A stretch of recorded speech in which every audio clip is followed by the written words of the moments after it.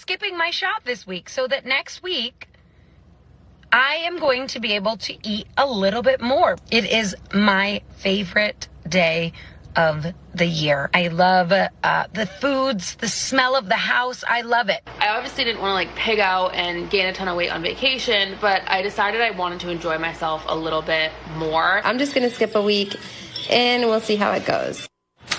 This morning, many Americans getting back on those diet drugs after pausing treatments to enjoy their favorite holiday treats.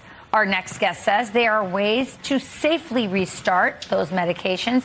And joining us now is New York City weight loss specialist, Dr. Sue Decotiis. Sue, Happy New Year. Happy New Year to you. I have so many questions. But first, so some people are pausing, and I'm trying to understand it all. Some people are pausing, by the way, because they can't afford it. They want to take Christmas is an expensive time of year. And these drugs can be expensive if they're not covered by insurance. And so many people are using it off label, and so it's not covered. But other people, because they want to indulge. So explain to me what happens. Are they not eating at all when they're on the drug, so they have to get off so they can have a full plate of turkey or whatever they're eating? Well, I see many patients on these medications. I practice in New York City, and so many of my patients have had parties nonstop since Thanksgiving. Client dinners, taking people out to the holiday parties, etc. I've advised my patients not to stop. If you're on an appropriate dosage of Mounjaro or Ozempic, you shouldn't have completely no hunger. So I told my patients, maybe go down on the dosage a little bit if you really feel you have absolutely no appetite. But there's no reason to stop the train before it gets to the station, Rachel. So most of my patients have stayed on Wegovy, Ozempic, Mounjaro, and they're losing weight during the holidays. And I think that's really important. You don't want to gain a lot of weight during the holidays.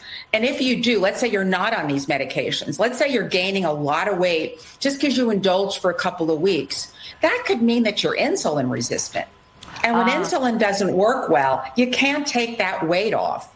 And that's something that really has to be looked at. So can Ozempic lead to this insulin resistance, or is this insulin resistance? No, it treats. So Ozempic and Mounjaro and Wegovy and the new one Zepbound, they treat insulin resistance, which is why they're also approved for diabetes. So when you're on these medications, we're really treating that. But for the people that are not on it, let's say that the average viewer out there that's watching and they say, oh my gosh, I think I've gained like 10 pounds this season. I'm just saying it's something to think about. You could be insulin resistant. Oh, that's interesting. Well, it's a very interesting debate on whether people should be on these drugs or not, and whether they're learning to eat healthy without it. Well, Rachel, I think that my patients are, because when your appetite is zoned down and your insulin is working better, these drugs, especially Mounjaro, it affects two appetite receptor systems in the brain and the stomach. And you really start craving after a while healthier foods. It's also an anti-aging treatment, Rachel, believe it or not, because when you're stabilizing insulin, which is a hormone that doesn't work as well as we get older, not only are you able to burn fat, which is what insulin does, you can exercise more efficiently. You're also building bone and muscle. And when we're young, we're burning fat. And what else are we doing? Building muscle and bone. So there are a lot of very positive effects. No one is saying that lifestyle is not important. But so many of the patients that come to see me in my New York City practice they know how to eat. And they just noticed a real change in their body when they become insulin resistant.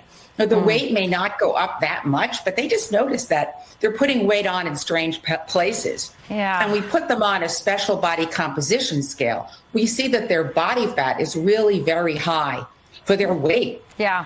All right. So this is really something that has to be looked at. Yeah, we do. And I think there's still some questions out there. I know people who've been on it who said they've lost a lot of muscle along with the weight. Well, they shouldn't if they're doing it properly. People have to be monitored. One thing, Rachel, that a lot of people aren't being told to do is if they're not drinking enough water. That's a really bad thing. You have to drink sometimes upwards of a gallon of water a day to make this drug work. Wow. And you really shouldn't be losing muscle. And we monitor our patients carefully. We really make sure they're getting enough protein, they're getting enough vegetables, and we see them every couple of weeks. And, we're on the phone with them a lot. So people really need to be handheld.